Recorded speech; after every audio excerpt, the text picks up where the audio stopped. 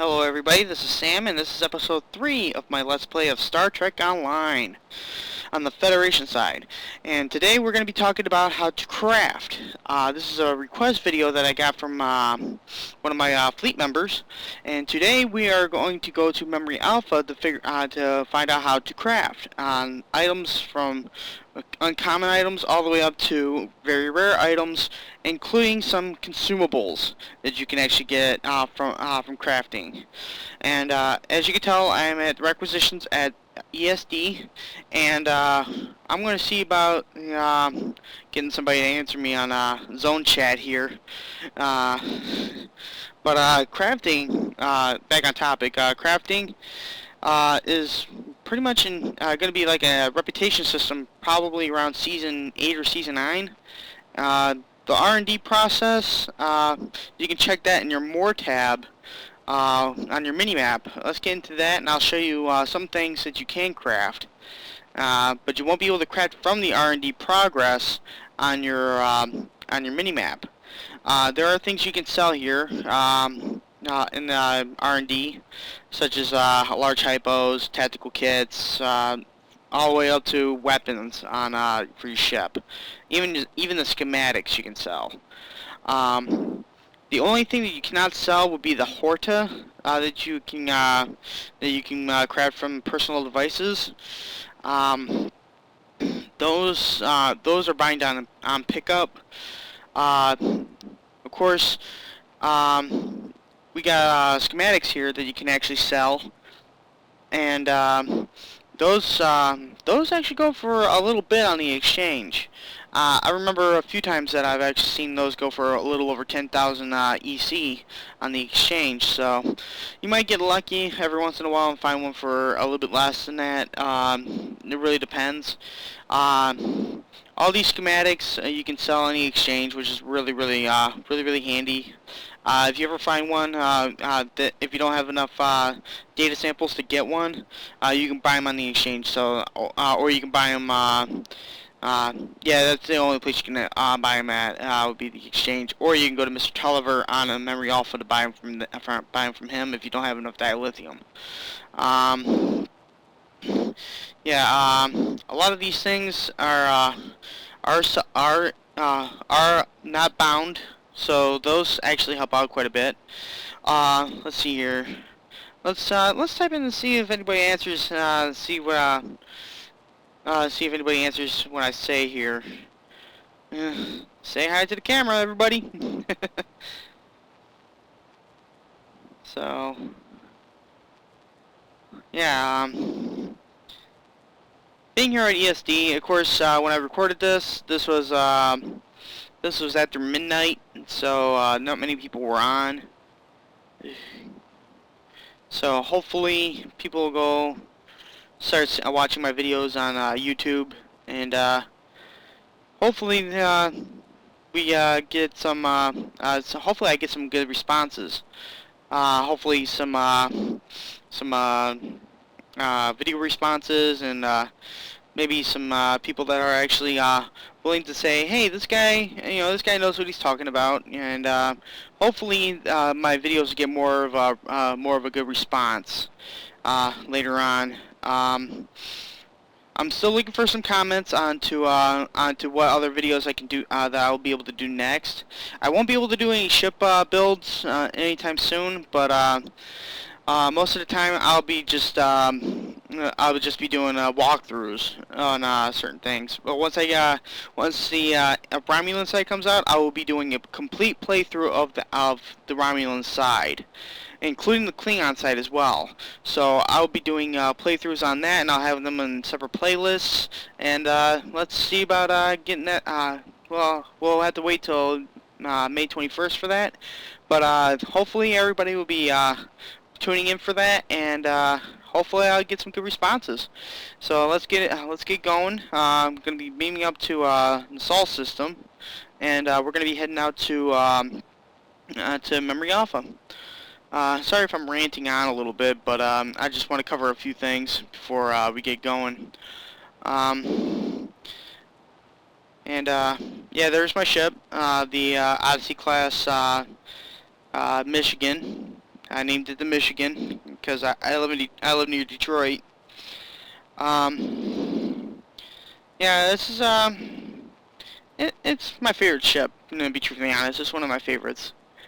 Of course, if you're new to Stowe and you don't know where Memory Alpha is, or you haven't played in a while and you forgot where it's in the Alpha Centauri sector block, which is in the sector block just above where Earth is at, where Sol is, and and Memory Alpha in that sector block would be in the top left-hand corner of the sector block in Alpha Centauri. So we'll head up there, and I'll show you on the map where it's located at. And here we go. Sorry if it's lagging a little bit. It does that every once in a while when you're getting into a social zone or into a sector space a little bit. And of course, Memory Alpha is a social zone, so if you don't have a computer that's up to par with graphics or anything like that, you might want to lower them down when you get in there, because there could be a lot of people in there, especially when the time to craft event is going. And as you can see, there's Memory Alpha system right in the top left-hand corner. You know, the Tenebia system and 3 other systems as well. Elverin, I believe, the Elverin system. I can't really tell on the small screen that I got on my EasyVid video software. And of course, we're in the Tenebia sector of the Alpha Centauri sector block, which is pretty simple to get to. And also, you have to watch out for the enemy signal contacts when getting to Memory Alpha, because a lot of times when you get up there, the enemy signal will actually get into your range and try to mess you up a little bit, and you'll end up accidentally clicking on the engaged enemy contact and cause you to go into that before you're willing to, or before you want to.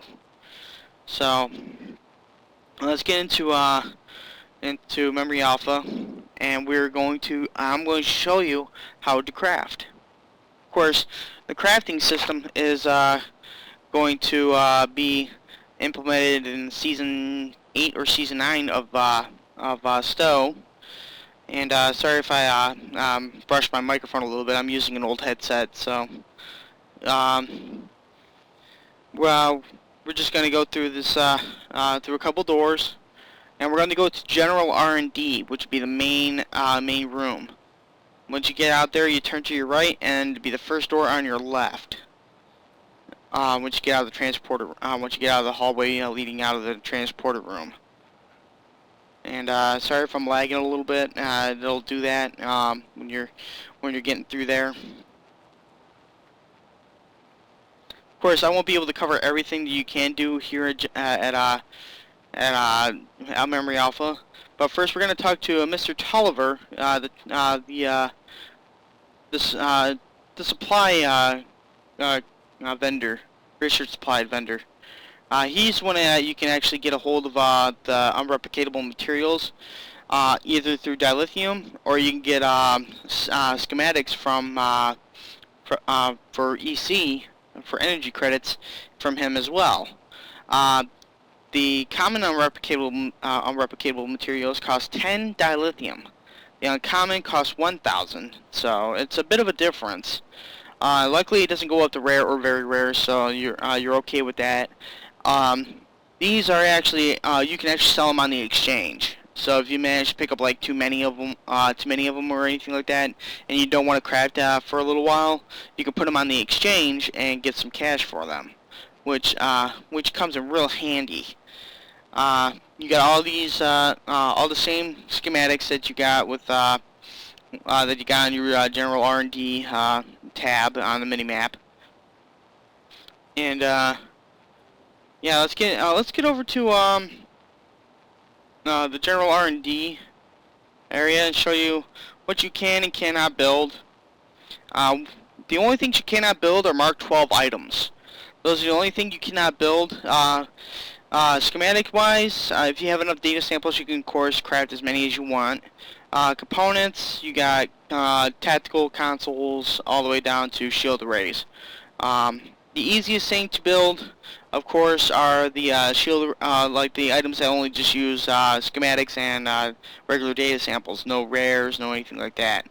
No rare data samples or unreplicatable materials. Those are the easiest ones to build.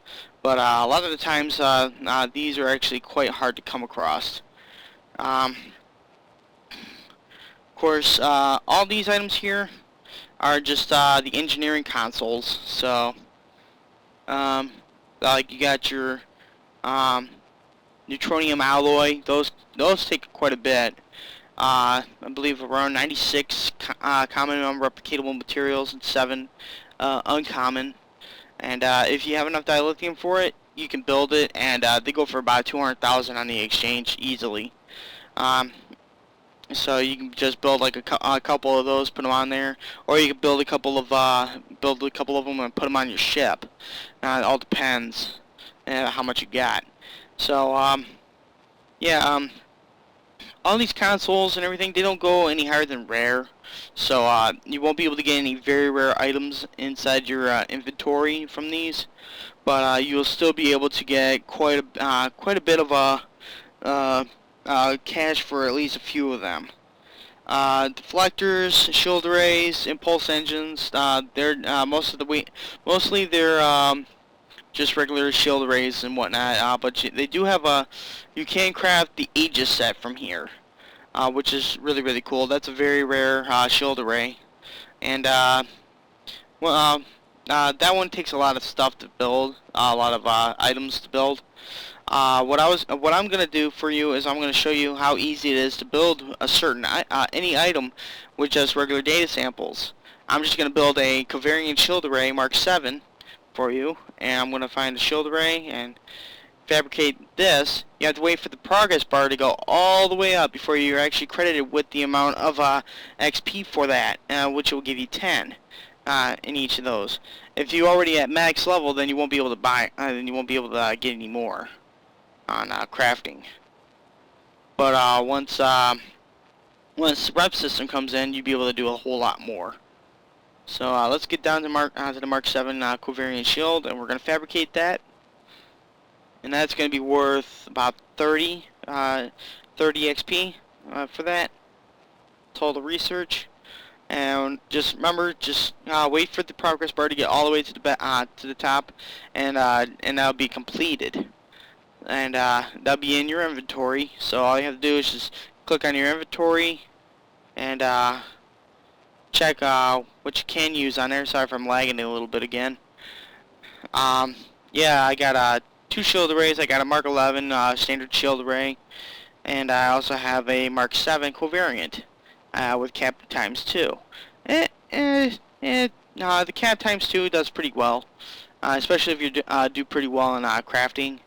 Of course, I get a lot of rare data samples from doing a bunch of dilithium mining, so that really helps out quite a bit.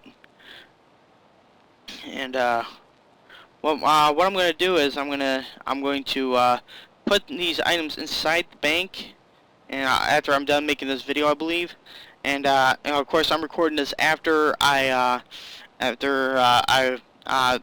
recorded the video, so the audio is I'm doing this about a day after I did the video. So okay, now since I got the items I need, I'm going to go show you the exchange. But you can wait a minute. Let me just get back in here for a quick second. See what other stuff we can do. Of course, one of the higher stuff that you can get is along with the beam arrays. The more expensive stuff, it would be the all the way at the bottom of your energy weapons. And that would be the anti-proton beam arrays, and all the anti-proton weapons do get a whole lot of cash for them on the exchange, because they do a lot of damage. They do an insane amount of damage, especially the dual heavy cannons or the dual cannons, and especially if you have them on an escort. They'll do a really good job on defeating the Borg on or any other ship that you're coming across. The beam arrays are good for cruisers and maybe rear on your rear array. Yeah, those will do pretty well. These take a lot of items, especially common and uncommon unreplicatable items. Takes a couple of rare particle traces, and of course it takes a schematic to build these. Um, yeah, these are quite can be quite expensive if you don't know what you're doing with them.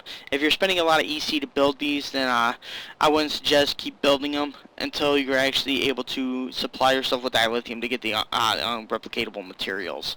That would be the more logical idea. You can also build your very rare Mark 11 phaser beams and pretty much any energy weapon type. But let's get over to the exchange, and I'll show you how much you can get for these, for the anti-protons. And they are very rare, Mark 11, so I'm going to get to rare emerald upper half. And we're going to type that in, anti-proton beam array Mark 11. And it doesn't matter what it has on there. And that gets a little over 1.6 million. Close to 1.7 if I'm correct. These are not as expensive as they used to be. These were actually more expensive. Of course, my cash flow is seriously dwindled after a while. I don't do a whole lot of cashing out or anything like that for data samples or anything like that. If I'm lucky, I'll put some on the exchange later on tonight after this video. And as you can tell, the Aegis gets quite a bit more, a little over 700,000 more, which is pretty cool. These actually do get quite a bit of cash for them, so you might want to keep that in mind when you're building items. The more expensive items they are, the more you are likely to get more cash from them. The more rare they are. The only items, of course, the only items you cannot craft are Mark 12. I've already covered this a little earlier in the video. The reason why is because crafting is only available for certain members. Most of the items that you can get from Mark 12, their Mark 12 availability, will be Vice Admiral level. So a lot of people aren't that level just yet. Pretty soon, as a matter of fact, I think Cryptic is coming out with the ability to come up with what is it? Like a Fleet Admiral rank. They're working on. I believe they're working on that.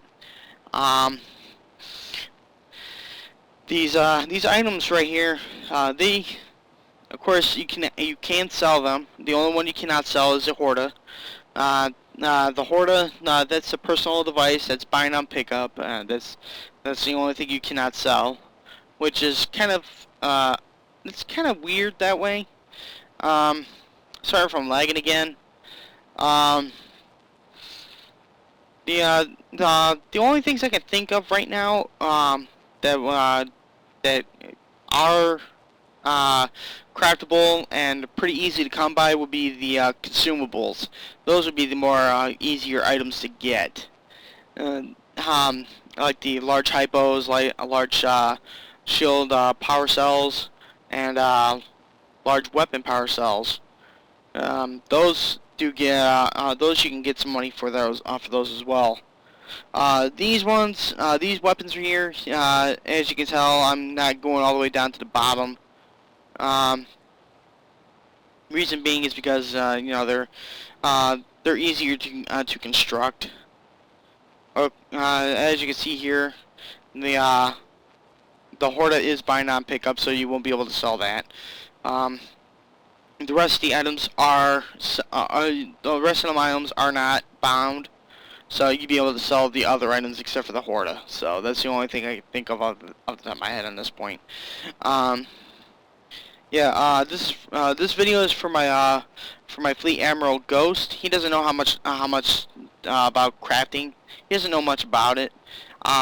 This just show you how to craft the items. How it's pretty much a simple thing to do if you have enough data samples to do it with. Um, these um, these items, most of the time you can get data samples from doing uh, not sector patrols, but doing certain missions in cluster missions. You know, like explore strange new worlds and go into the various clusters, like the Hiromi cluster, Delta Volantis, Xanax Expanse. Uh, those kind of missions, because there's a lot of samples you can get from there, especially when you got the bonus event going for that, um, like multiphasic event. You can get those. You can get extra data samples from that and doing those. So yeah, I'm pretty much going to say that that's a good thing to have. Is to get all those data samples as much as you possibly can and put them in your bank, because the odd thing about that is you can actually use data samples that are in your bank while not hogging up your inventory slots. So you can actually have it all in your bank, including your rare ones, and actually be able to use them as regular currency or something like that. The only way you can actually sell them is if you have them in your inventory, though. That's if you want to sell them on the exchange. But if you want to use them in like in general R&D or anything of the sort that actually uses these, you can actually do it like that. Also, these are the data samples are actually usable in fleet projects as well, if you did not know that. Of course, I'm showing you here that the Delta Volantis cluster, you get them from these areas. Of course, each one has different data samples you can get. You got the Iridon belt, the Kazon cluster. Uh,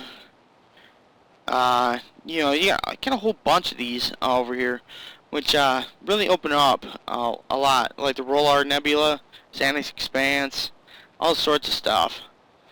Yeah. Just keeping that in mind, especially the Betraying cluster. You can actually get data samples from that as well. Most of the time you can. Especially during a multi-phasic event. That's if you don't go into a dangerous mission or something like that. Betraying cluster missions, they don't give out as much as they used to. The only thing I can say about that is they took out the dilithium you can get from those, because frankly you can get the dilithium from the Explore Strange New Worlds missions. But that's gonna be it for me, and this is gonna be the third final, not the third and final, but the third video in my Let's Play series.